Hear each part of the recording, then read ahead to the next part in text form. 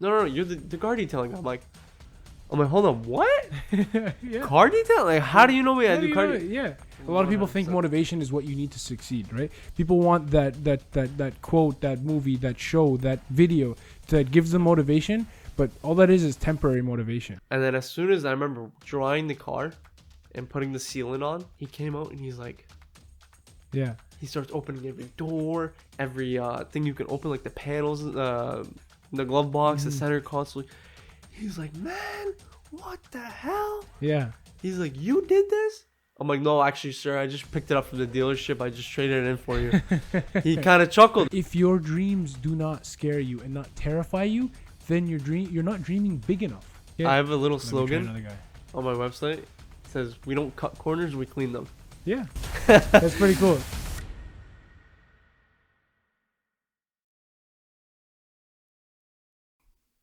Welcome back to the Entrepreneurs Show. My name is Raji Husni, and just to let you guys know, we are actually on Spotify, Apple Podcasts, and many other podcast players, and they'll be all left in the description below. And if you see that we're not on a podcast player that you listen to, just let us know in the description below or DM me on Instagram, and I'll do my best to get it on there. And in this episode, I'll be interviewing a really cool person. His name is Ercan or Muslim. All right, Ercan, why don't you go ahead and tell us a little bit about yourself and tell us a little bit of background information about yourself. So I'm 20 years old. I recently started a car detailing business, and it's thankfully it's grown, and I've played my cards right and stuff. I'm an avid gym goer, I'd say. Okay. So a lot of people know me for it, I guess, besides the car detailing. Yeah. And I'm a hustler. You know? Awesome. Yeah. Okay, so the first question I'm going to throw at you is, what is the definition of entrepreneurship, and do you consider yourself to be an entrepreneur? So an entrepreneur to me is someone who wants to create a better life for themselves. Definitely. Whether it's for them only or for other people, like their family, their loved ones. And they're basically go-getters 100%, who know the business side of things. So how to Yeah. make profits, to how to manage money, how to grow, right? As a person, Of as course. an individual, as a business. And a lot of things can be said about an entrepreneur. I consider myself to be one, I would think, because like with this car detailing business, I've grown, I've played my cards, and I've learned, I've lost, I've made, right? There's a lot of things that go into it. Definitely. It's a learning experience. 100%. And something that you do is you work hard a lot, right? You're always going at it, right? You're a go-getter. Yeah. Just like something you could say, right? You're someone who sees opportunity in something, and you decided to take the shot and do it. You know, 100%. in the beginning when you started, it's not like you had no proof of like concept or something like that, right? It's just you deciding to start. Yo, listen, you know what? I'm good at doing this. Why not maybe just start doing it, right? Literally, that's how it started. Yeah. So, have you ever tried any different hustles in the past, or you want to go ahead and talk about some past hustles that you tried? So, a pretty funny story. One day I was just scrolling through Facebook. I forget if it was Marketplace or just groups. And this one guy had an ad up saying, "Hey, we'll pay someone to take out this trash from my garden, Yeah. from his backyard." So I call my one boy. I know his dad has a Jeep. We could tow something. Yeah. I call him and I say, "Yo, look, like this guy's offering money. We could charge him like $400 to just take out the trash." Yeah. And then he calls me. He's like, "Okay, bet. Try to get him." So I texted him. I said, "Hey, listen, how much are you willing to spend? I have a team." I was completely capping. Yeah. I said, "I have a team." You gotta fake it till you make it. Right? Like Yeah. that. There's a portion of that plays into this. Yeah. Right? Yeah. So I said, "Listen, what do you need done?" Mhm. He said, "I just want someone to cut my grass, take out the garbage. There's wood, there's like rocks or something, like stones. And there's a little tiny area behind his shed that he needed, I guess, leveled out." I see. And I said, Okay. "Listen, we're just like a few young guys. We don't have all the equipment like a bobcat and stuff." I Mhm. said, "Here's what we'll do." I said, "We'll charge you for the junk removal, Mhm. and we'll charge you for the lawn mowing, Yeah. and then we'll half the price on the leveling it out because we can't really do it with shovels. Only. 100%. We need a yeah. bobcat." Mhm. He said, "Do what you can."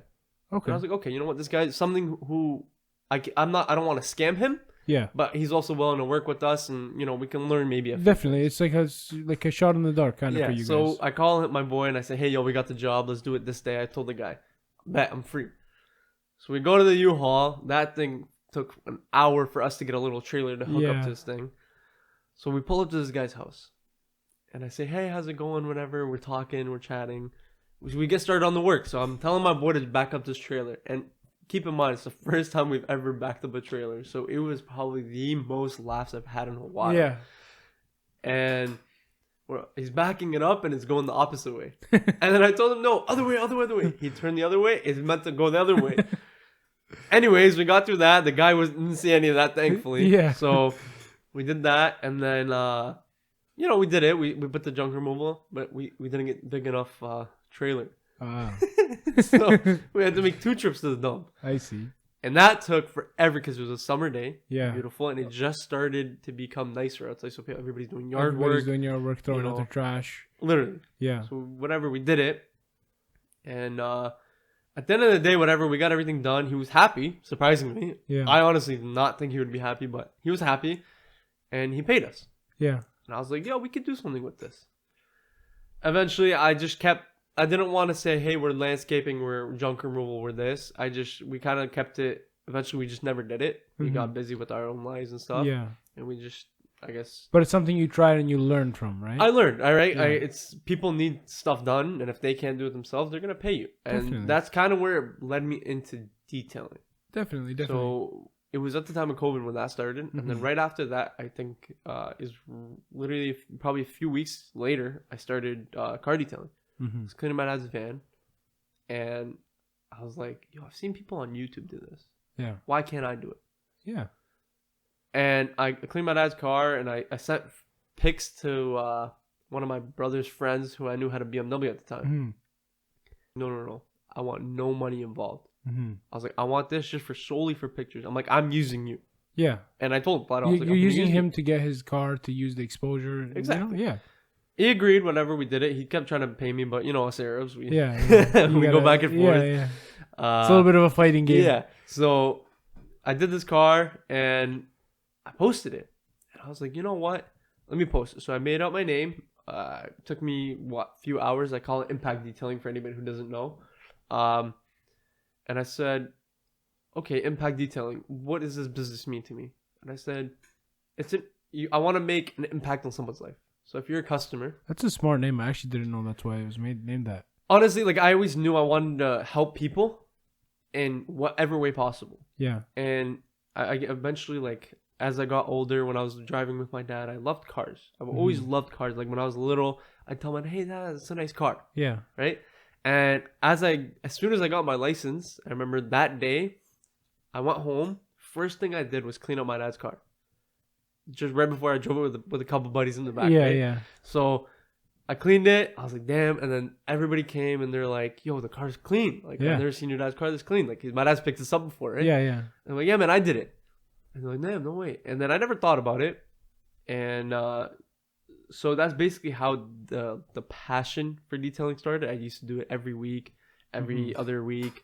My dad was like, okay, this is nice. Yeah. He's free details, man. No, definitely. Yeah. Right? I mean, if someone's cleaning your car for you, why not? Right? And if it's good at the same time, it's like, yo. It wasn't good, but it wasn't also terrible. Yeah. I guess I mean, anything is better than a little bit dirty, right? Yeah. So I was like, impact detailing. I started it.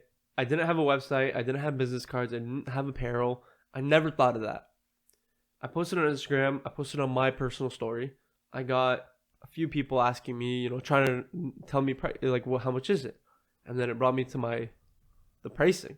Yeah. And I guess I lost a bit at that point, but at the start of every business, you're going to lose. 100%. Right? But it gives you where your skills are. Yes. And you know where you stand and how good you are. And eventually, when you first start, yeah. you're not going to be as good as maybe now. Yeah, you get to know your value, your worth. Exactly. You know how much your work is actually worth. Because in the beginning, pricing is a very rough subject. Exactly. 100%.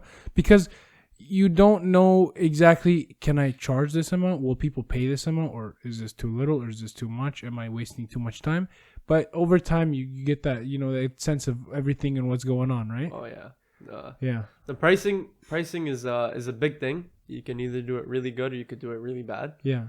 And that dictates whether your business is successful or not. Definitely. And some people might think your prices are too much, but at the end of the day, it's like, yo, I'm doing my best work. If you don't like the price, people do it cheaper. You can go to them. Exactly. And honestly, anybody who I've had complain about the price, which is not a lot, because I don't necessarily charge an absurd amount, but I also don't charge cheap. Because I believe now I'm at the point where my work has dramatically increased. Yes. And my service, my skills, my timing, everything is on point. 100%, yeah. So if I didn't have those things on point, I would still be at I think it was $40 per detail. Yeah. And I would do 6 hours. Now the time is cut in half, and I'm making more. Because you learn how to do everything so much more quicker through time and experience. Efficiency is the biggest thing. Yeah. Yeah, but no, detailing and that kind of day of landscaping was so the side hustles. Detailing is where you found your most success in anything 100%. you've done with 100%. side hustles and stuff like that, right? 100%. Yeah. So basically, what was the reason you actually started to detail? Like, I know you kind of said it, but like, how did you even find out about it? Actually, sorry. Detailing. So what pushed you to actually just attack it and do it? So, like I said, COVID. Yeah. Right? I was bored. I work at Capri Pizza. Mm-hmm. Like I work at pizza place, and I like it there. Don't get me wrong. But I said, I only work a couple days a week. I'm young, and it's the summer right now. Mm-hmm. So I want to make more money, but I also don't want to work for someone for that money. Yes, you want to build something for yourself. Yeah. So I want to make something where it's like, okay, that's going straight to my pocket. Yeah. Right. And I remember I was cleaning my dad's van, like I said. And he just kind of hinted at me. So I obviously texted my brother's friend, did that, posted it, and that's basically where it went. I haven't looked back since. Like, why I do it is because the love of cars, and then the love of helping people. Definitely. Because as much as cars, like cleaning a car, you wouldn't think it helps someone. Yeah. But I've honestly had a lot of customers say, hey, this is so convenient. Hey, you've helped me so much because like I have a bad injury. I have a bad no timing. Or like some people can be stressed out and they're just like, yo, my car is so dirty. They don't even want to do it because how stressed out they are. And they're just like, yo, let me get someone to do it. And then you do such a good job that you're like, yo, this guy made my day 100 times better today. I had a customer one time tell me she didn't even want to look at her car. Yeah. Right? Because sometimes it gets bad, bro. Yeah. And I'll be honest, I've had a lot of customers call me from dealerships. They just picked up their car. And they're like, dude, I can't believe this. Like, can you really help me out? And they're like, I need it soon, please. And this summer, I was booked out pretty much every single day. And I was working, and I was like, you know what? I'll try to make a time for you. And I said, and I'd eventually make time. Like, if I did one detail at, let's say, 10 in the morning, I would give them the option. Hey, do you want me to come at 8 in the morning? Or do you want me to come at 12? Before my next appointment at 2. Yeah. I'd always leave, like, if I had a detail at 10 and a detail at 2, I would always leave that time gap just in case you get another one client. took me longer. I had to take care of something else. Yeah.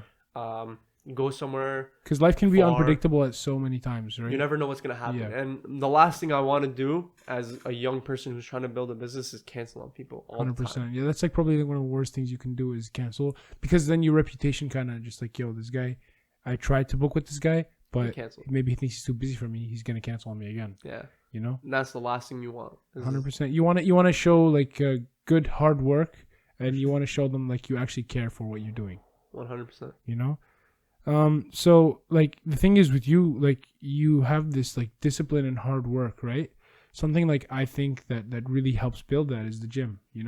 Like I had this conversation today actually with a friend, and we talked about how going to the gym actually develops these skills for you, and they build these like personal development skills, like for example, better self-esteem. You feel so much better about yourself.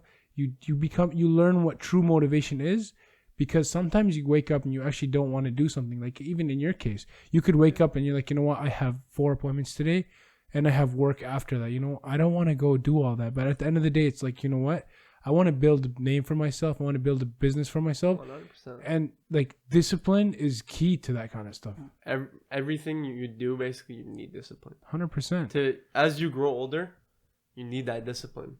Yeah. You have a kid and you don't want to wake up in the morning. Yeah. Your kid's going to be up and running around wanting to go to school. Exactly. You have to get up. Exactly. And what is that? The discipline kicks in. Okay, I got to take care of this kid. Yeah. Right?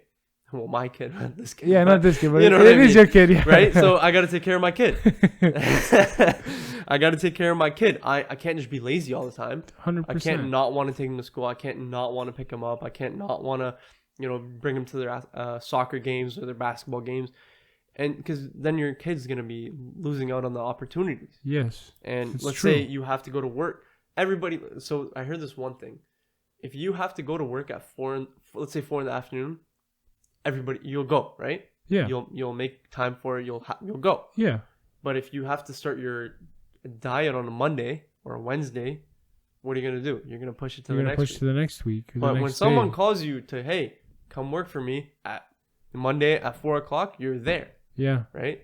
But to start your own goal, to start your own habit, to start something new, you push it. You keep pushing. Exactly. Because the problem you is need that discipline. Yes, you don't have that self-respect for yourself to even go and try to make yourself better, right? And a lot of people lack that, and that's what I feel like the gym teaches us so much. And it's just like the gym. I feel like anyone who's trying to be successful in life, you have to not go to the gym, but you have to get something that keeps you in check, like the gym. You need an outlet, and I think the biggest outlet for everybody. Yes. Is a gym. Yes. Or physical activity. Yes. Going on a walk. Because you take care of your mental health, your physical health. You need to deload. Yeah. Like if I'm working, 12-hour days and I go home and just sit on the couch, I'm going to feel like garbage. crap, yeah. Right? But if I go work 12-hour days and I go for a walk for 30 minutes or I go to the gym for even 25 minutes. Exactly. You're going to have that like deloading phase. Mm-hmm. And I think if you don't have that in your life, an outlet, whether it's music, stuff like that, driving. Like I know a lot of people who love just driving. Yeah, no, even definitely. with these gas prices, but yeah, but they still love that feeling of being free and nothing is bothering them and it's just there, right? Yeah. You build a connection with these things and you teach yourself how to like so many things you can learn from things you don't expect. Like the gym by itself has taught me more about myself than I can ever sit down and look at a mirror and tell myself. Exactly. No matter how much you sit in a mirror and stare at yourself, tell yourself like, yo, okay, I have a vein over here, or I have my hair is this color, right? Or whatever it is, like, or like you sit in the mirror, you look at yourself like maybe like, damn, I actually look good, but at the same time, like you go to the gym, I feel good. Yeah, it's different. You learn so much more about yourself. I can do so much more. I learned how to become more motivated. I learned what the true definition of motivation is. 100%. Right? A lot of people think motivation is what you need to succeed, right? People want that quote, that movie, that show, that video that gives them motivation, but all that is temporary motivation. How long does the motivation exactly last? What? Not more than 24 hours. You know something? Like a lot of people, I'm not going to say 90%, but a lot of people, what they do is they watch these motivational videos, right? And they feel like, oh, I'm so pumped. You know what? I'm going to go do something. They're going to, if they don't get up and start, they're going to say, you know what? I'm going to do it tomorrow. Yeah. If you don't get up and start at that moment, I promise you, it's gone. The motivation is gone. The motivation is gone, right? Whereas it's not going to fuel you That's for why, your day, your month, your week, your year, your lifetime. That's definitely true, right? But the thing is, a lot of people get mixed up between what discipline and motivation is, right? 100%. Having discipline is like the ultimate fuel for motivation. If you're disciplined, you're going to wake up and you're going to say, I have 4 details today. I have work right after. But even though I don't want to go to the gym today, I'm going to go to the gym. Yeah. Right? I'm going to have a strong mindset. And to be an entrepreneur, you have to have a strong mindset. 100%. You're going to fail. If you fail once and you never try again. And try again, yeah. Because if you have a fear of failing, then good luck, man. Like, no matter what you do, you're going to keep failing, right? You need to learn. Yeah. I love failing. Not because I like messing up and stuff. No. You learn. I learned so much from my failures. Like, you could sit here and tell me all day about all your mistakes in your past life, but at the end of the day, it's just like, nothing will affect me because I never did it. Exactly. Right? Exactly. Maybe I might learn, like, maybe I shouldn't do this or I shouldn't do that. But, like, if I didn't go and attack for me, for example, like something for me that I do is I did a lot of reselling, like, over the time, right? Yeah. If I didn't go and start selling stuff, for example, something sold too fast, that means, I might have put it too low of a price, right? I would have never learned that mistake. Right? Yeah. For you, like you said, if you never went out and started $40 for your services, you didn't know that that's too low. Yeah. But the reason is you failed, you learned, and you exceeded after. You took that failure and you made it something different. Yeah. 100%. Right? And I feel like a lot of people have this like fear of failing, and it's like, and these days it's like it's not a good thing to have a fear of failing. You have to aspire to fail, right? People fail every day. Yeah, people literally fail every single day. Like look at these businesses. Look at all these millionaires and stuff. They've failed college. I'm not saying go out and fail college. Don't skip college. Don't drop out of college because you have an idea. Right. But like these people have failed college, people or school. Let's say even like grade school and high school. And people are telling them, no, you're gonna be nothing. You're gonna be nothing. You're not gonna be anywhere. Yeah. You're not gonna go anywhere in life. And now they're basically owning up, right? Yeah, exactly. They're owning up. Yeah. Right. Hey, look, I failed 1,000,000 times. People told me I would never do it, and look where I'm at now. I see a lot of Lambo, they're driving a Bugatti. Yeah, I was just gonna say that. I see a lot of videos where people are like, you know what? I like on YouTube. I drove back to my school in my Lamborghini to get their reaction. Those things are that's such a good feeling. Imagine you one day make that video. You know what? I always think about that. I always in my Lamborghini today. I'm gonna show them. You told me I wasn't gonna be anything, but yo, look, I made it. Yep. You know. 100%. At the same time, like. Don't go drop out of school. Stay in school, kids. Like, please. like you know, like please. School is a good place, but if you have a business and stuff like that, and if it's restricting you, and if you have a solid plan and it is working, and you feel like school is gonna like drag you down and not gonna get you where you're going, maybe ease off of school. Like don't like completely ease off, but take a lighter course load. Do something different. Change up your life. I always say, like some people you'll hear say, I've said it myself. School's not for me. Yeah. But I never really tried. Mm-hmm. Yes, I went to the college. But if you don't try something, how are you gonna know if it's for you or not? Definitely. If I didn't try detailing, how would I know? Exactly. If you didn't try selling, exactly, on whatever you sold, sorry. Yeah, I used to sell. You would eBay, not know if that works, Facebook, right? Yeah, I would have never known. I would have never had that. And you wouldn't be who you are today. Exactly. You wouldn't have learned what you learned and failed what you failed at. Exactly. Became the person you are. Definitely, you're you right. Became Raji now. Exactly.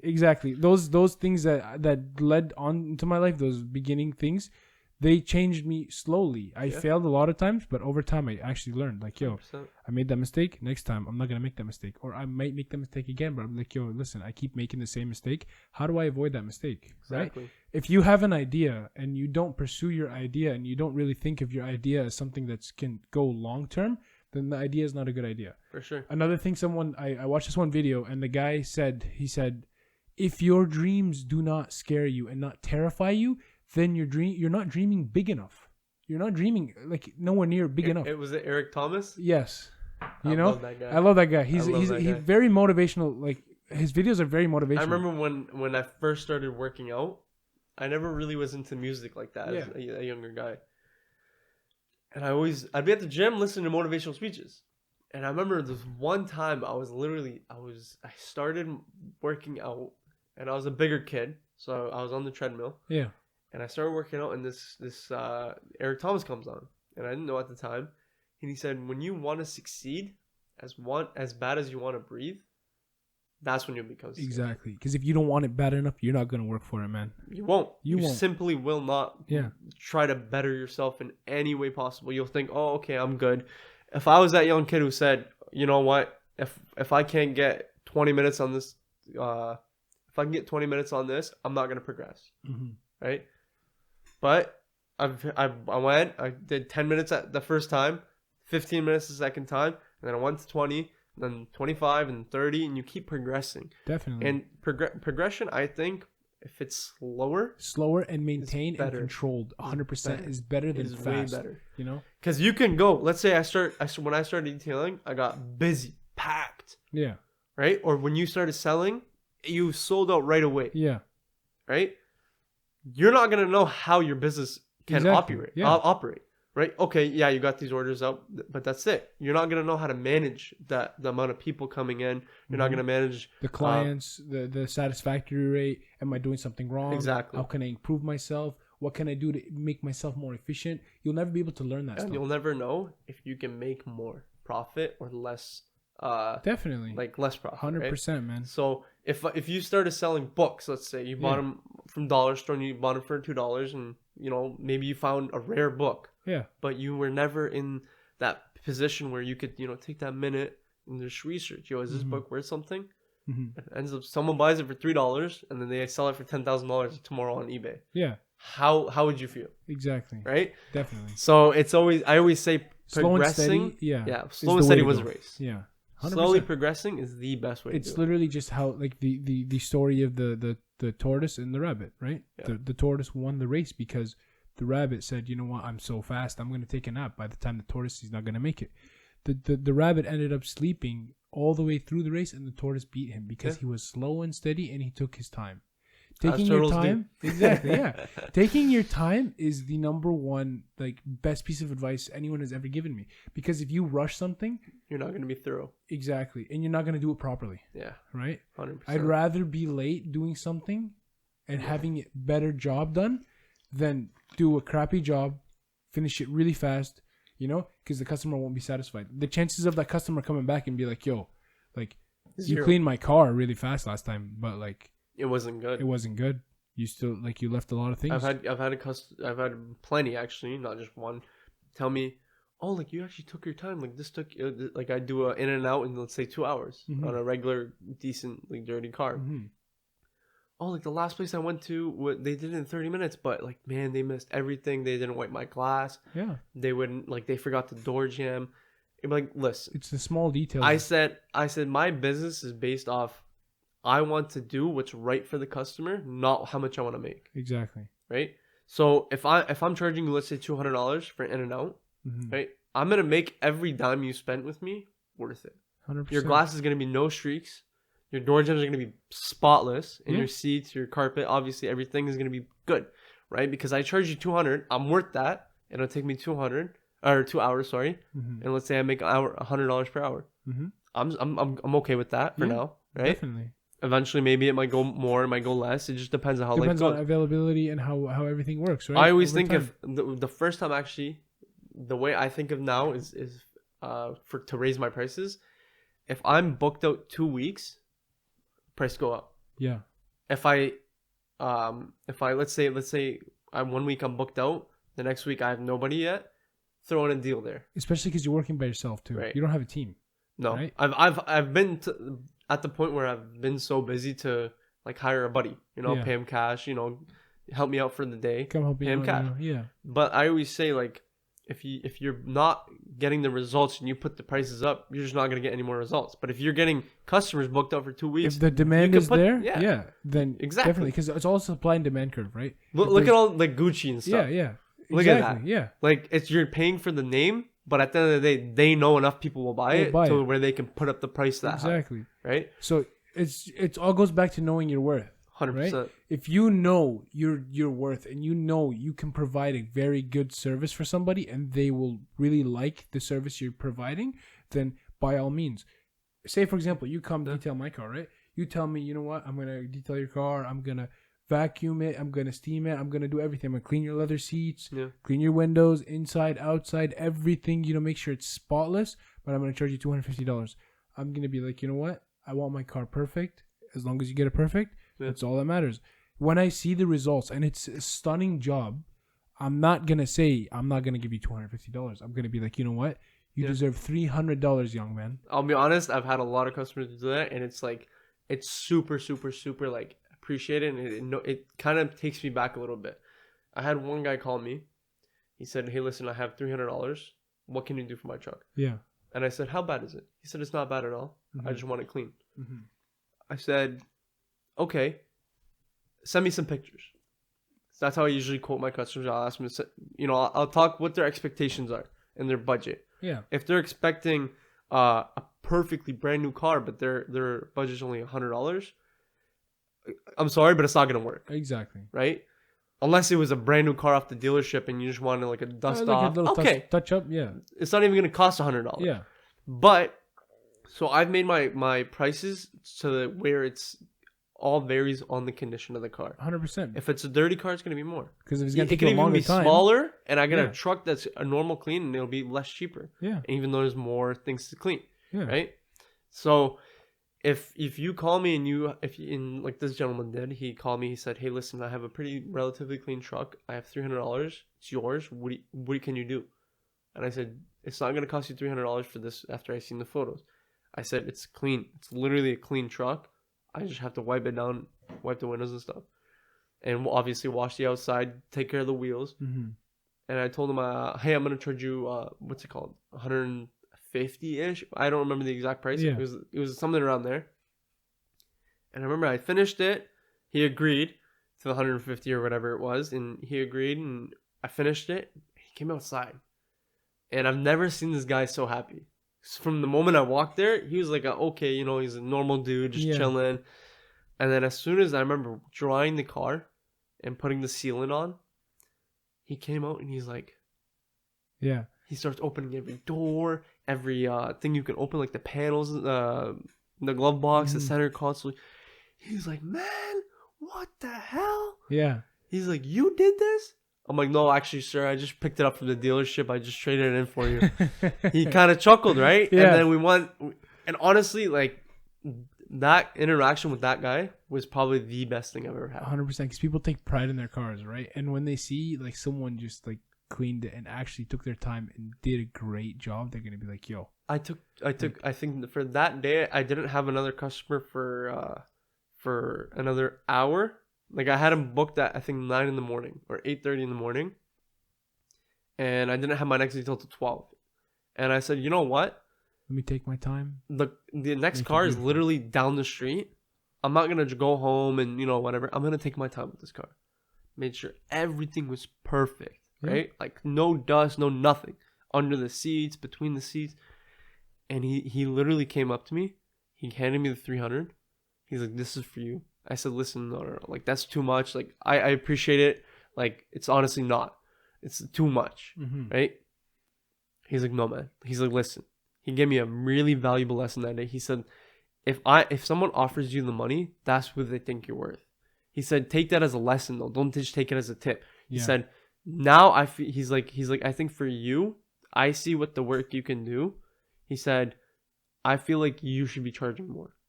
And I said, why do you think that? And whatever. He said, the time, the energy, the effort. And he said, from the moment you got here, you didn't ask, you didn't switch up. So you didn't say, oh, can I, you know, back up on this portion, you know, like not do the windows or something. Yeah. He's like, I've had people do that in the past. And I'm like, it kind of makes you think, like, what are these other details doing? You know, honestly, I don't I've had people come to me and tell me, hey, I just got my car detailed last week.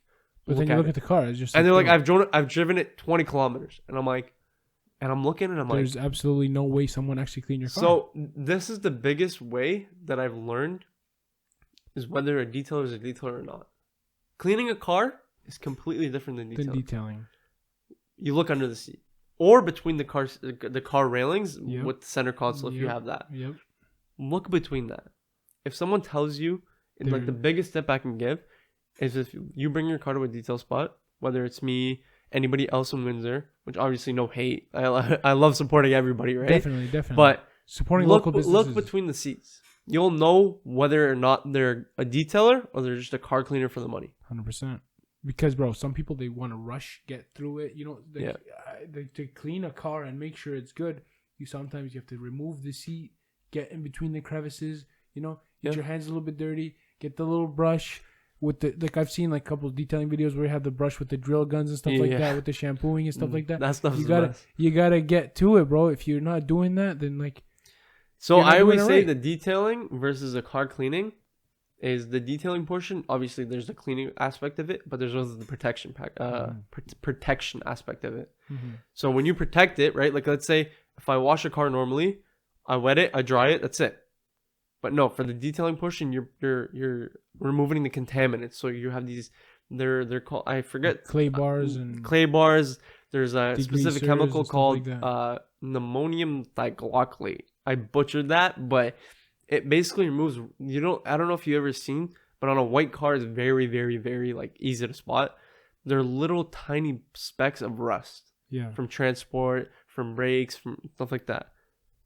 A regular car wash is not going to take that off. You can go with the towel and rub over it. It's not going to come off. It's not going to come off. What does a detailer do? With every basically the chemicals. For me, with every wash, spray it. You let it sit. You agitate a little bit with the wash mitt. Rinse it off and it's gone. But that little thing, you'd be surprised how many people it bothers. Yeah. They'll call me, hey, I have these orange spots on my car. What is that? Oh, I'm like, that's just like, contaminants from your brakes, your the transport when it was transported. He's like, I want it off. And I'm like, okay, no problem. I'll come. I'll do it. They're like, it's that easy? I'm like, yeah. They're like, are you serious? I'm like, yeah. I'll show you how to do it. I'll show you the exact product I use. And I feel like for me, that's how I run my business. I'm not scared to tell you what products I use. I'm not scared to tell you how I do it. Because at the end of the day, whether they come back to me or not is on them. I know that from the get-go, right? The way I know they'll return is my customer service, right? So if I gave a really good impression on them, they're gonna be like, hey, you know, that guy was fun to talk to. That guy did a really good job. I don't necessarily think with the time I have and the kids that I have and the stuff I have going on in life, I can't do it as well as him. But I like my car like this. You set the standard, right? So when that standard, they can't meet it or someone else meets it, they come right running back to you. Yeah. Right? They're gonna see, like, yo. That's my biggest weight is like people will be like, dude, don't tell people what you use. I'm like, why? You're set the standard the first time.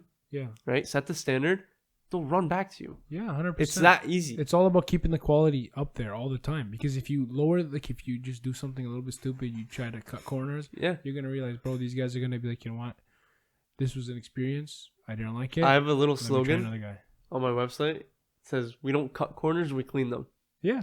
That's pretty cool. That's actually it was cool. Literally me sitting down, and I was just like, you know what? Like, I want to say somehow I don't cut corners, but I also want to make like kind of like a little joke or a little something neat about it.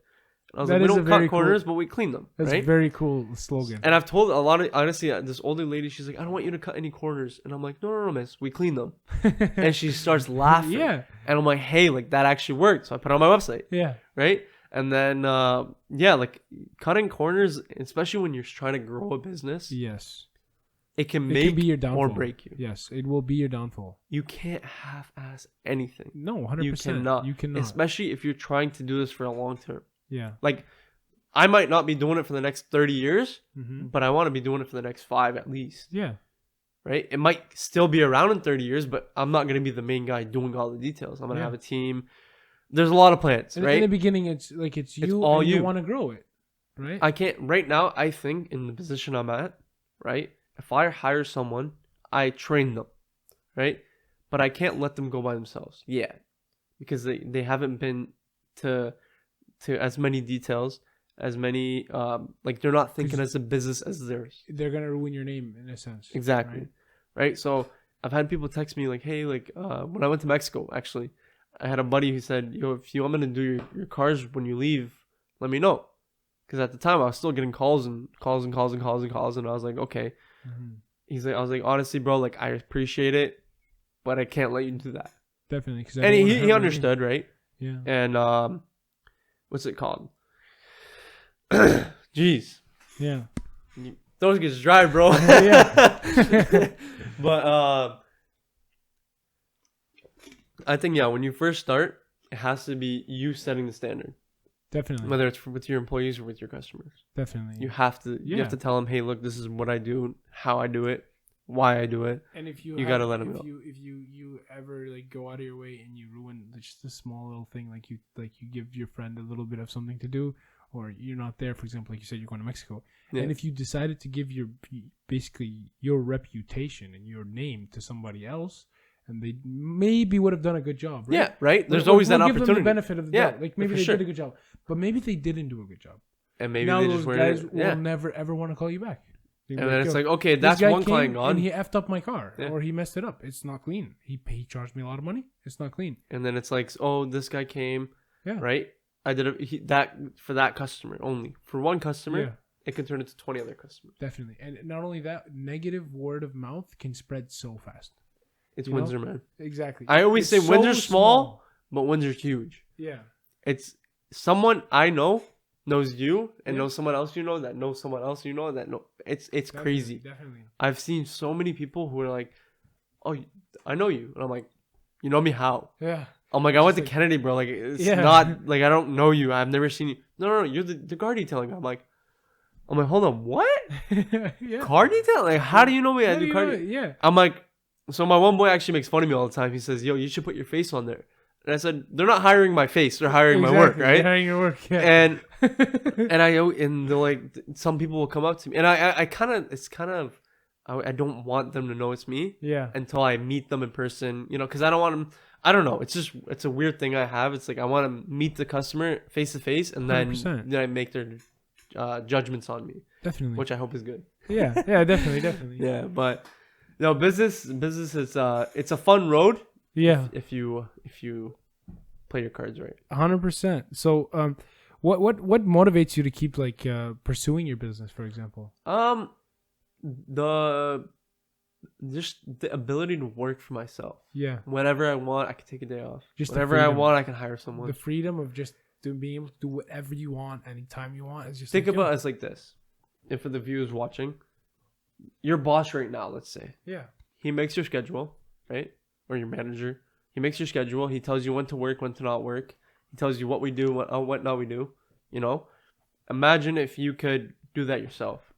It's a lot of stress. Do not get me wrong. Yeah. It gets like crazy sometimes. Running a business can be extremely stressful because you don't know what can go wrong at any moment. It brings it back to the deloading spot. Yeah.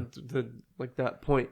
You need somewhere to deload because running a business honestly is stressful. Even if you're not a multi-million-dollar business, it's still stressful. Definitely. You got to worry about how to get customers, how to keep the customers, how to, you know, keep making that money and chasing that bag, right? Especially in the beginning. You're a 10-man team and one person.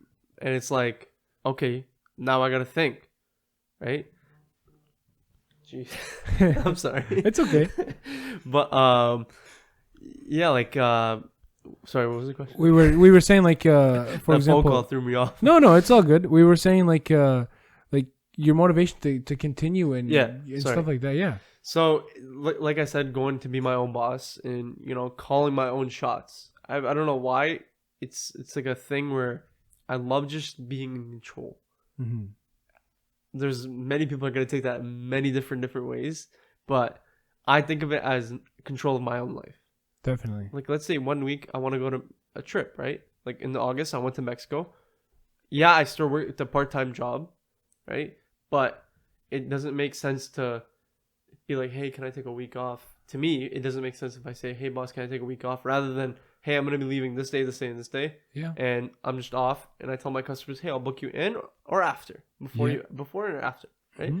And a lot of people will agree. They'll say, okay, no problem. You'll me get in that before, one customer who after. might get a little bit upset. But at the end of the day, it's You just get the like, one guy who's like, oh, damn, screw you, man. Like, I'm never come back. Okay. Yeah, okay. Thank you. Like I have 100 other people who will willingly pay me to clean their cars. I'm and okay it's with like it. on the time I want, you're never gonna make everybody happy. 100%. No matter that's what. the sad truth. No matter what you do, no matter how hard you try, there's always going to be someone who's not going to be happy. Exactly. But at the end of the day, as long as you try your best to make everyone and everything you do properly and make them happier, that's all that matters, no matter what. You can only try. Yeah, because If like they don't want to be happy, it's all exactly, about, right? exactly. If you move on, you move on. Some people just have such high expectations where they're unreal, and that's what I tell a lot of people. When you say your expectations, make sure they're realistic and they're achievable, because 100%. you don't want to have crazy high expectations. You don't want to start a business today and tell yourself, in this first month, I want to make $25,000 profit, right? No way. Don't have extreme high expectations. Yeah. Set small expectations. Yeah. Yo, this month I want to have at least 5 clients, or I want to sell at least 5 Obviously, products. there's a long-term goal, right? Yeah. Yeah.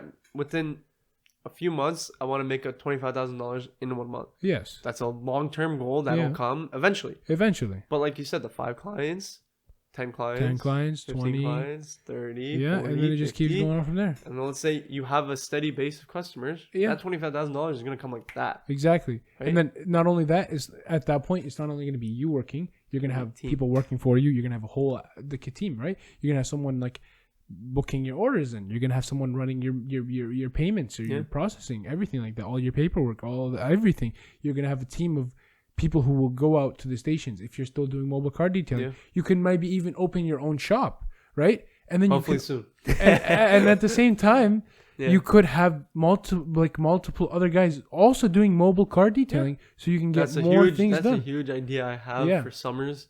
Obviously, we live in Canada, right? Like if we lived in, let's say California, this would be already an operation. I'd have 10 guys out on the streets. Exactly, just going around, right? Crazy, because the opportunity is crazy down there. And honestly, big thing I want to say, sorry to cut you off. No worries. The market in Windsor for detailing isn't as big as some people would assume. Yeah. So the aspect of the biggest challenge I had to overcome was to educate people on what detailing is, rather than going to Petro and paying $15 for a car wash that doesn't really clean your car. No, definitely. By the way, it's bad for your car. So yeah, no, because these mass gas stations where they have these big cleaners for your car, all it is a bunch of bristles and brushes and things going all over your car. People still pay for People it still pay because for that's it. all It's they going to know. damage your car, but they don't know that. Yeah. Because that's what you're told to do. It's people tell you, oh, you know what? I need a car wash. Let me go pay $10, $15. Let me go get a car wash. Here you go. Let me go. And they're going to spray some soap on it, spray it with water, and then they're going to blow dry it. And okay, my car's clean now. Yeah. But at the end of the day, you're going to walk out. A couple hours later, you're going to have water marks, like water streaks. Yeah. It wasn't cleaned properly because it wasn't done properly. It wasn't dried. There's a lot of things that go into detailing. It's not 100%. only like I'm going to go inside your car and clean your air vents and all the little details and stuff like that. That's not what it is. Yeah. So I'm going to take care of your car. I'm going to give it to you like it was brand new, and I'm going to make sure you love it. Yeah. You're going to fall in love back again. I always say I want to treat every customer car like it's mine. Definitely. Like, let's say I just bought a car from a dealership. Yeah. I don't know why I play this all the time.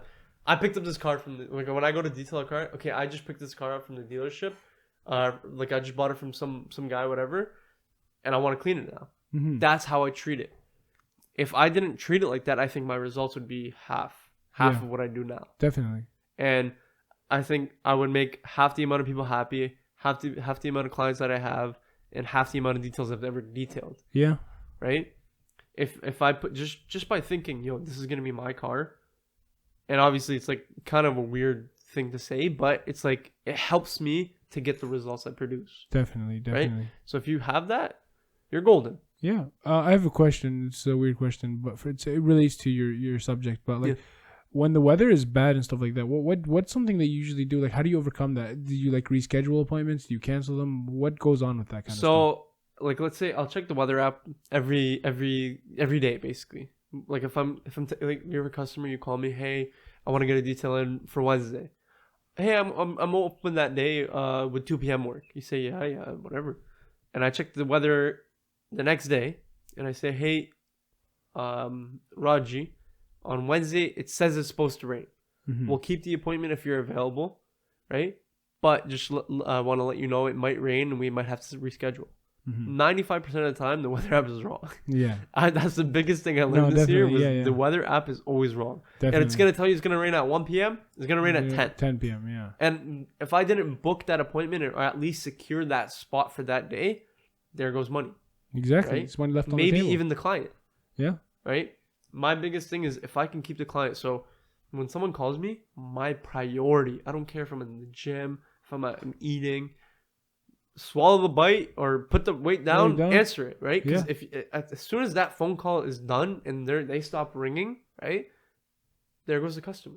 100%. If they're on Google, right, and they're searching up just every detailing spot, they're calling them. One doesn't answer, they come to you, you don't answer, they're going to the next one. Mm-hmm. But if the one before you doesn't answer, and you answer, okay, now you're at step one. You have that client on the phone. You're talking to them. Yeah. Right? If you don't answer that phone call, you're not going to have that opportunity. Now you can reel them in. Yeah. Like a fishing rod, right? Yeah. Reel them in. Yeah. You tell them, hey, this is what we can do. This is what's open. This is what's not open. These are my services. This is what I can do for you. What do you want to do? And that's the biggest advice I've seen off this one. So there's one big YouTuber. His name's Detail Groove. Mm-hmm. I learned a lot of the business aspects from him. Mm-hmm. His thing he would always say is answer the phone call, answer the email, and answer the text as fast as you can. Definitely. Because you don't want to lose that customer. Definitely. They could be literally, you didn't answer them in an hour. You know what? Let me go try this other guy. Yeah. And I've had people actually do that. Like there's been times where I would actually like I'd be asleep. Like people would call me at 6 a.m. Believe it or not, 5 a.m, 6 a.m. It's crazy. So I honestly, this whole summer, I woke up probably at 6:37, check my phone. There was nothing. I'd go back to sleep. And then I'd wake up at 8. And that was when I started my day. Mm-hmm. And then people, I'd call them back and be like, hey, whatever. And they're like, damn, you replied this early in the morning? And I'm like, yeah, well, like, I'm up, right? Yeah. And I pretend like, oh, I've been awake for 3 hours, right? Yeah. Like, oh, I got a coffee in me, right? And they're like, oh, what is it? Like, whatever. Like, I never thought you'd call back this fast. And I'm like, nope, I'm up. I'm here. I'm ready to go. You know, what do you want it? Let's right? go. Let's go. Let's get this done. Yeah. Give me that money. Yeah, let's go. But no, so if I didn't have that opportunity where every customer I call back or I first ring I answer, they would move on, and I wouldn't be where I'm at. Like a lot of people, I can show you the text. They say, "Oh wow!" Like if they when you go on my website and you submit a quote form, and I'll get an email and I'll get a separate notification for it. So I get 2 notifications, so I can't miss it. Exactly. I've set that up where I can't miss it. Yeah.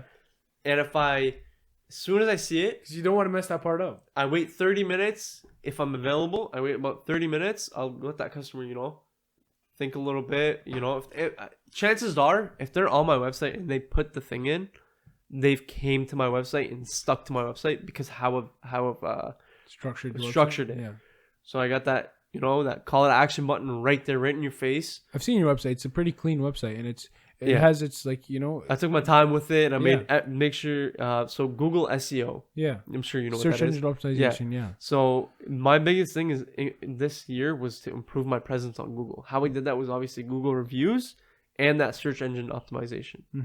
And those 2 work flawlessly. 100%, man. Google reviews. I see anybody starting a business, if it's like a service-based business or a convenient location or mobile, Google reviews will make your business boom. Literally, yeah. I've had a handful of customers. I can't even count.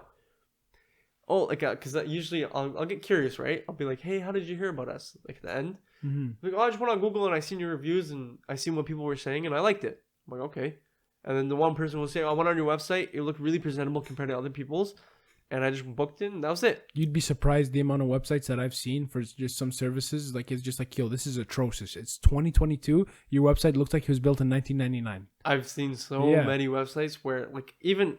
it's like, how do you expect for someone to actually get your service when your website looks like this? Think about it as food. Like, if you're, out with your friends and, whatnot, and you say, hey, yo, we're hungry. And you say, oh, there's this Lebanese place on, let's say, downtown, right? You search up the name of the place, you go on their website, and you want to go check out their menu. And their website just looks like a 13-year-old did it. Yeah. Right? You're going to be like, okay, there's no way their food's good. Yeah. Just by that, like, obviously, don't judge a book by its cover, but you're going to have that judgment. Sometimes, like, those guys, like, you know what I'm saying? Like, those Lebanese places, they might not have the greatest websites, but they have some No, good food. Lebanese food, man.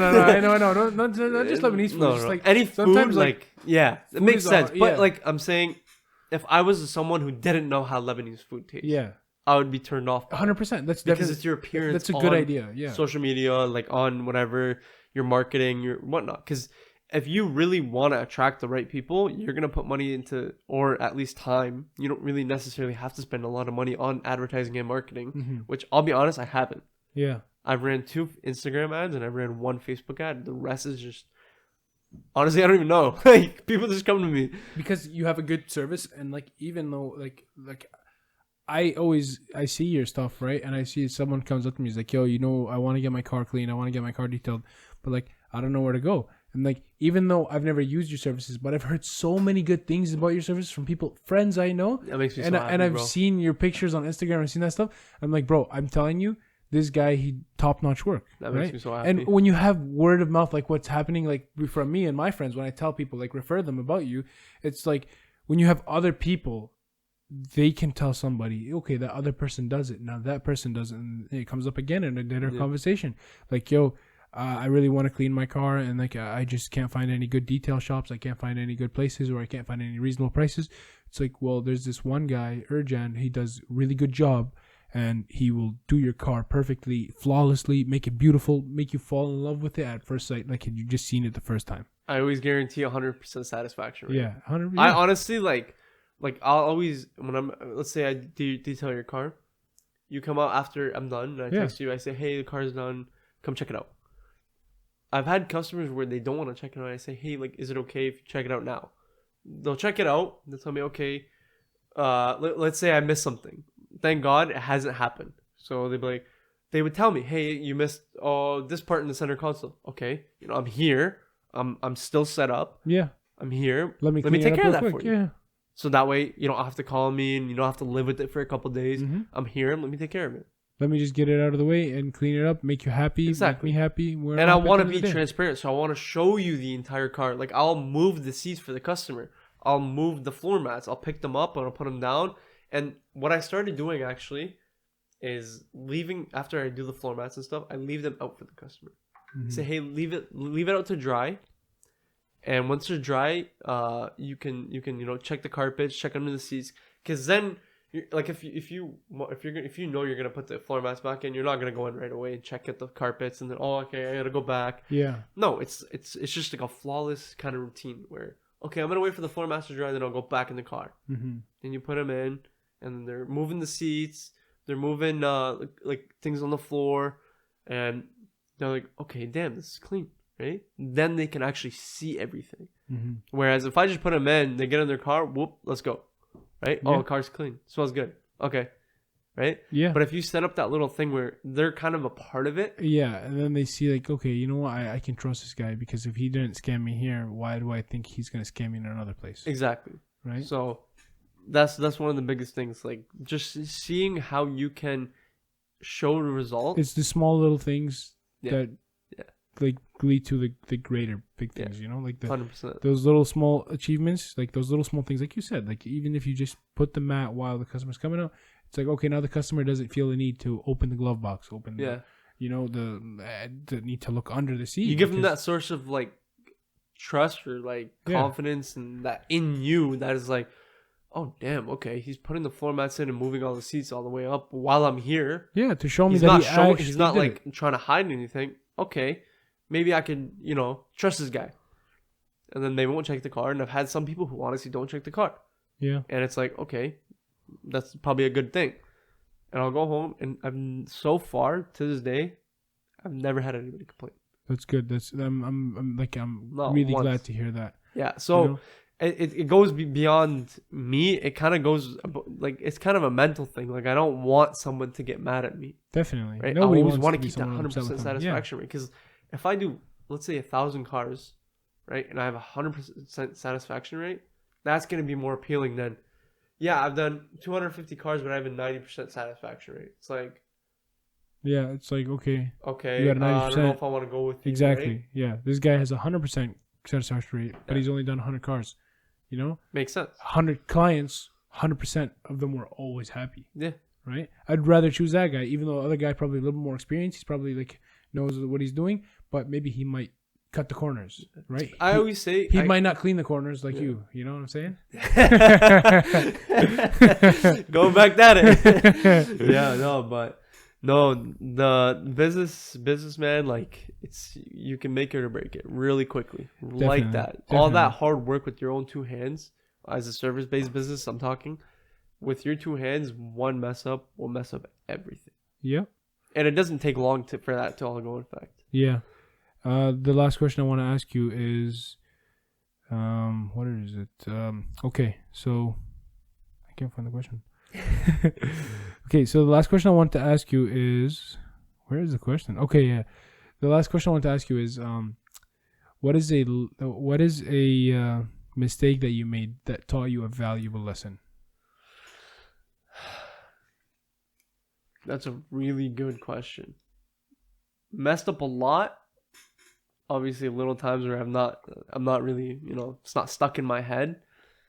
But I would say not starting detailing earlier.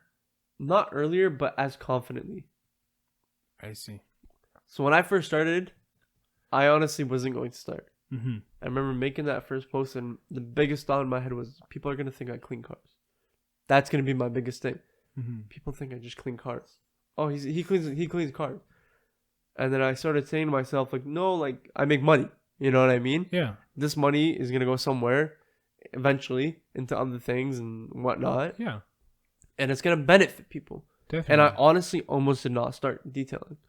And I don't know where I would be.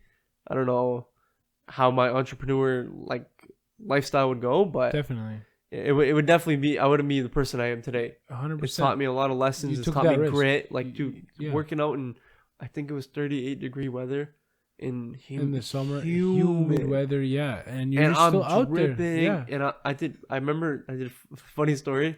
I did 5 cars in one day.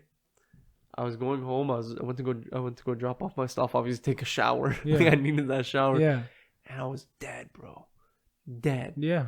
My brother, he just sold his. He was just bought a new car, and he had his old car parked in the driveway.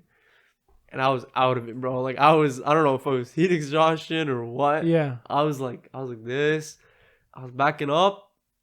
I tapped his car. I got out. I remember laughing about it. And I was like, this is why you need some more water. So after that day, I bought a cooler and I put water and ice in it. And I was like, okay, I got to stay hydrated, you know? Yeah. It's good it was in the driveway, in my brother's car, not on someone else's car, like the customer's car, a car in the traffic, right? But yeah, that was definitely like the biggest mistake was like not being as confident. Definitely. Like even for me, bro, when I first started this thing, I was so afraid of like one of the biggest thing that like kind of changes made me big, bro. not to do it, made me not want to do it was like, okay, if I'm gonna do this, how are people gonna view me? How are people gonna watch my videos? Are they gonna make fun of me? Are they gonna look at me? Or are they gonna just? Am I gonna be are they gonna look at me differently? Am I just gonna be that one guy that just does podcasts in front of them, or am I gonna be that guy who decided to change his life to try something new? Right? Yeah. At the end of the day, if you don't try it, you'll never learn. Exactly. And I always say, if you're not doing it right, if you're not doing it, something good, you're always gonna have haters. Exactly. Does that make sense? Exactly. Yeah. Did I say that right? Yeah. Okay. I guess it makes sense. So like if let's say if I wasn't detailing at a good scale, I would have like if I didn't have any haters, I wouldn't be doing it right. Yeah. You know what I mean? Because you're not being successful, and then other people. Because we live in a world where everybody people are hates envious. everyone. People are envious. Yes. Right. It's just a sad truth. Yeah. We live in a world that's envious, and I always think, yes, haters should be your motivation, right? But also, I think if you're not doing something right, you're not gonna have those haters. Definitely. You know I remember sometimes I make some TikToks and people just like literally like random people, just I don't know what goes on in their head, but they just comment like nobody cares. Look at all you know these. what, look bro? at all these. Honestly, there's 300 other people who like my video. They care. That's the biggest thing I think is if you let that one hater. Yeah, honestly, for me, your head, it was the first time I seen hate, and I was like, damn, bro, maybe nobody does care. I shut my phone off. Well, I come back an hour later, 300 likes. Yeah, There's but no way. if you let that one hater get to your head, for more than I'd say a day, that's when you're gonna be at a point where it's like, okay, it's gonna shit, be like maybe I don't want to do this anymore. Yeah, but and then it's gonna mess with you, and it might mess with how you post later on or how you progress forward. Yeah. Right? You're gonna be like, oh, this guy commented about my hair. Now I'm gonna buzz my hair. I'm gonna go bald and I'm gonna wear a hat. Yeah. Right? Yeah. Or this guy is commenting about the candle color. Exactly. Why is it a blue candle? Exactly. Oh, I'm gonna change it to a pink candle. Yeah, just because you said that, And it's like maybe someone actually liked the blue candle, right? Exactly. You'll never know. Exactly. But just because you let that one hater dictate your next move, mm-hmm. it's not good. Definitely. And if I always say, man, like if the haters controlled us, we would not be anywhere. Exactly. People look at all these social media people, bro. Yeah, they're making millions. Exactly. And they got holy amount of hate, bro. People get canceled bro. nowadays. Yeah, like what's canceling people, bro? Yeah. The thing is, like, it's so crazy, bro. The thing is, these guys, they hate on you because of something, right? I'm sorry, Raji, but you're canceled, bro. Like, canceling people? Yeah, I just cancel culture is something like it's I hate so weird. I hate cannot wrap my mind. The thing is, the guys who hate, it's usually because they have something they're jealous of. That's how I think of it. You're doing better than them. You're doing better than them, and they can't. It's not that they can't do it. They just can't see themselves doing better, and they're the one that puts that thought in their own head, right? Yeah. I never thought I would be doing this like 2 months ago, 3 months ago. 100%. But you know what? I took that shot in the dark. I'm like, you know what? Never thought I'd do detailing, bro. I never thought I'd clean cars for a living. Exactly. But you took that shot in the dark. Yeah. You took that shot in the dark, and you know what? You made it. And then now people are gonna be like, yo, you clean cars for a living, bro? Like, what kind of money are you gonna make? It's like, honestly, bro, I'm happy with my life. I'm making good money. I get to do whatever I want. I get to travel whenever I want. I get to do everything I want. The freedom, man. Exactly. Just the freedom to enjoy life when you need it most. Like to meet people. Like, bro, I've met people who I never thought I'd meet in my life. Exactly. I've met people who are other owners of businesses. Yeah. Who have given me, their piece of advice. And I feel like to be an entrepreneur, you have to be someone who knows how to take criticism in the You have right to be very way. open-minded. Yeah, exactly, the right way. Yes. Like if you tell me, hey, I think you should, angle your photos a little bit, or hold your camera straighter, or hold it more horizontal. Yeah. If I take that as negative, like, yo, this guy's hating on me. Yeah. It's like, come on. Yeah. You're telling me to change the angle of the photo or the lens of the photo. Like, how is that bad? But some people are weak-minded. Yeah. I'll be honest. Yeah. Going back to the gym, like, the gym, honestly, I don't know for you or for you. Yeah, for me, it changed my life. It changed my mind. Yeah. Not just my life, my mind. And Yeah. I think if you can control your mind, you can control your life. Exactly. 100%, man. The information going so in, true. That the is information so going true. out. If you have that control over your mind, if you're feeling sad one day and you're like, and you have that control in your mind, you're like, nah, man, I'm not sad. Yeah. Boom, you get up, you go to the gym, you Why go am I gonna let 10 hustle, seconds? you go make Why- money, you go, try something new. 100%. Why am I gonna let 10 seconds of my day ruin the other 8, whatever, how many seconds you have of the rest of your day? And we're You know? what? We're in that mid-20s, right? I just turned Yeah. 20, right? Well, I just turned 20, but I'm Yeah. 20, right? Yeah, and I'm 22. Right? And Yeah. we're in that age group where I feel like a lot of people discover themselves, but also a lot of people lose themselves. Yes. Like, I don't want to bring Definitely. like sensitive topics into this, Yeah. but there's a lot of people who get lost in a certain type of things. Yes. I'm sure you guys can imagine what that is, Definitely. right? But they're easily access to everybody you know. Yeah. Right? If you're lost in that path versus you can control your mind and say, hey, that path looks fun. Partying, doing these drugs and drinking. Hey, going out, I partying say every night. if you can balance out drinking and having fun and partying and doing all these, it's not bad. It's not for me. I've Yeah. never done it personally. Even for Not me. even just because of the I religion, don't even. Yeah. right? But it's just not for me. Mhm. And I think it's a waste of time. But to each their own. If you can balance At the end, out it's your your own hustle life, yeah. and your own personal life, boom, go for it. It's your own life at the end. I of the think day. personally, chilling with the boys, 100%. getting It's much some more. food, Yeah. Literally, it's just the vibe. talking, It's just the vibe. It's the biggest vibe. Like you learn. Maybe you might learn something new about someone. I'd how rather their be mind with. works. Yeah. I'd rather be with 5 people that I love and want to cherish every moment with than be at a party with 100 other people that I have no I idea. always who's say, who. man, your friend group is honestly the people who make you. yeah. Yeah. Yeah. This quote is so underrated. I've heard it 100 times as a kid. I always used to hear it, and I was like, "This doesn't make sense to me, bro." Like I don't. I've heard this so many I times. think I know don't care. exactly what you're talking know what? about. Show me your 5 friends, and I'll show you where you'll be in your future. Yeah, I've You heard know? that one billions of times, Literally. and I never understood it Until I met that group of people. exactly, man. Exactly. Until I met that group of people. Yes. My boys now, honestly, each and every single one of them grinds, Yeah. and this is our thing. You guys We all tell have that everybody- strong mindset. We grind in the daytime, right? Until like what 9 or 10, and then we go home. Everybody deloads. They go to the gym at some point in the day, and we get together later at night. I know it's sometimes annoying going chilling at 11 at night. You know what I mean? Yeah. But we get together and whether we've been playing FIFA and just having a good time and Just having a blast. right? Just relaxing. Or just talking, like talking about your day, talking about, this is what we should do to this together. Like, hey, maybe we should make a business. Yeah. Sometimes it might not go anywhere, which I'll be honest, so far nothing has. Yeah.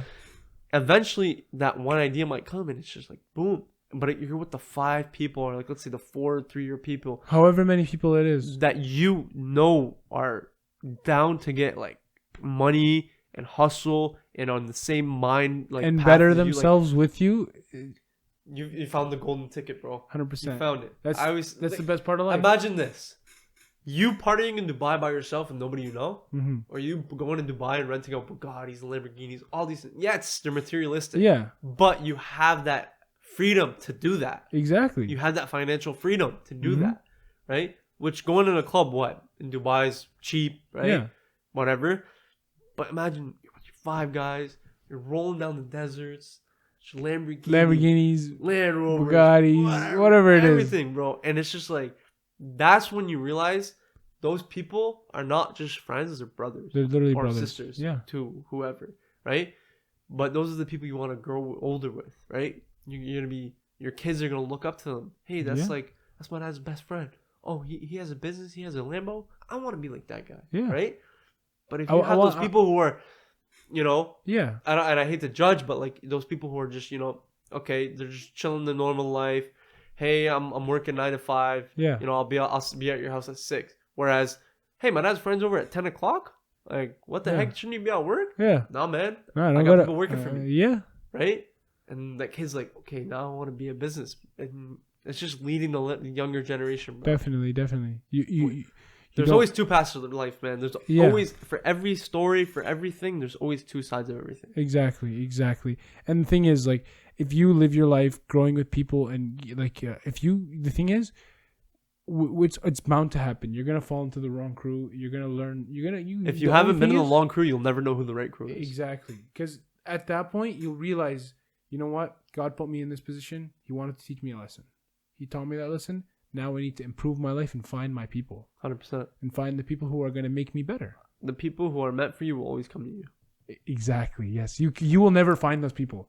They will come to just randomly. Yes. I honestly don't even remember how I met my boys. Exactly. Well, I don't. Well, me too. But we're boys. Like, exactly. I'll call them up. Hey, yo, what's up? I call him right now. Yeah. Yo, what's up? I need something. Okay, bet. What do you need? It's like very spontaneous things. But like boys I've had in the past, yo, I need something, bro. You're begging them. Hey, bro, like, I need you. Like, come see me, you know, or like, can you give me a ride? Can you do this for me? Can you do that for me? It's just like, my car battery died, bro. Yeah. Oh, okay, call a tow truck. Yeah. You're my boy, no? Yeah. My boys now, bro. 20 Literally, minutes, bro. 20 seconds. Well, one of them's coming, them, if not 3 of them. You call them. It's just like, and then it's like, why didn't the other guy finds out? It's like, yo, why didn't you call me before you called that guy? Yeah. You know, that's how you know you're in the right crew. Yeah. That's how you know you're in the right crew. Yeah. And that's the best feeling to have when you needed something the most, and you have people arguing. Why didn't you call me first, or why didn't you tell me first? Yeah. It's like, bro, man, I got some good boys. You know.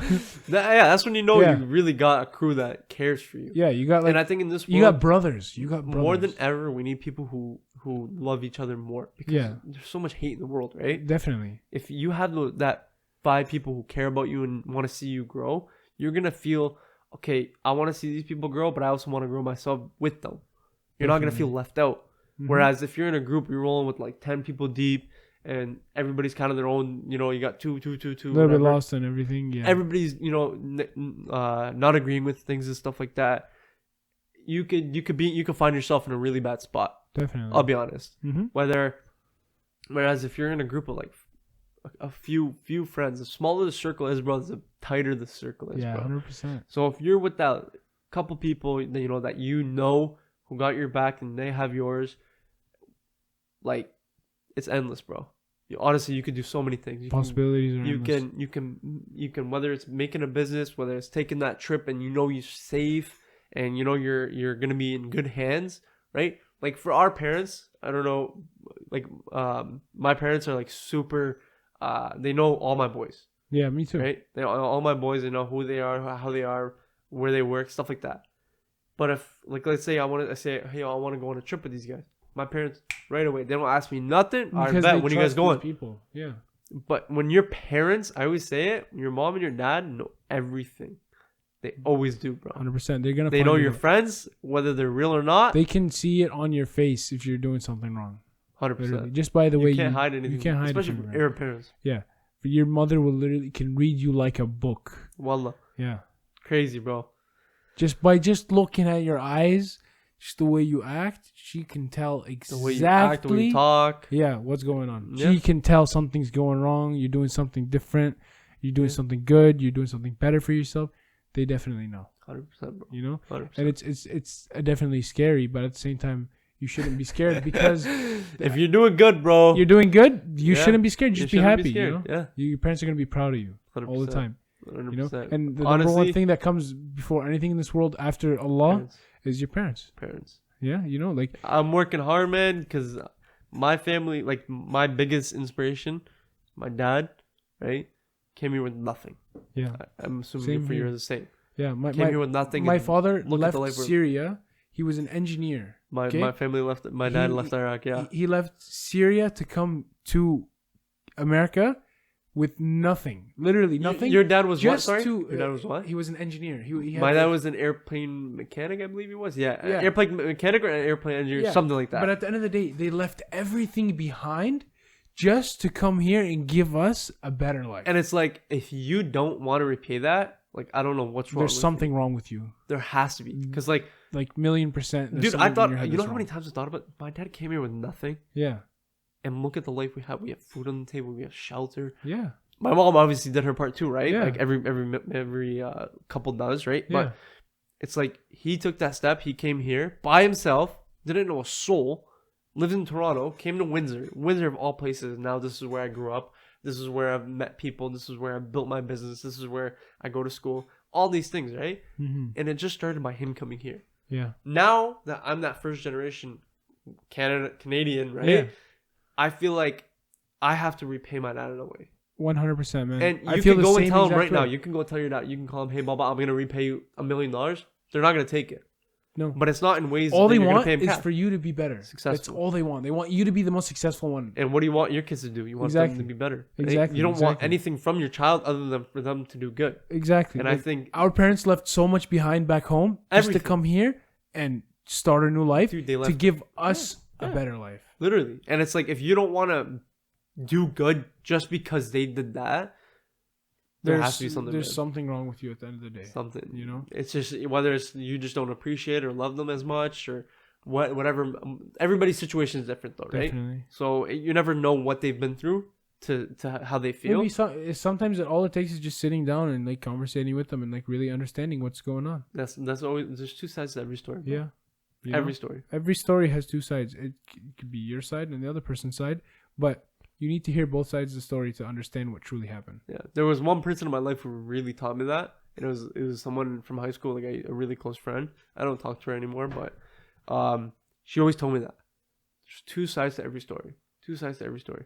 I'd get mad and like whatever, and then she'd be like, "Hey, listen, there's two sides to the story," and it made me like, now the person I am now. If I hear a piece of information, I'll always think there's two sides. Let me hear the other side too. Mm-hmm. I'll know my side, but there's always that other side. There's always right? the other side. And if you don't hear it out and you make your judgment based on your side only, there's going to be a flaw. Definitely. And you might break some hearts. Definitely.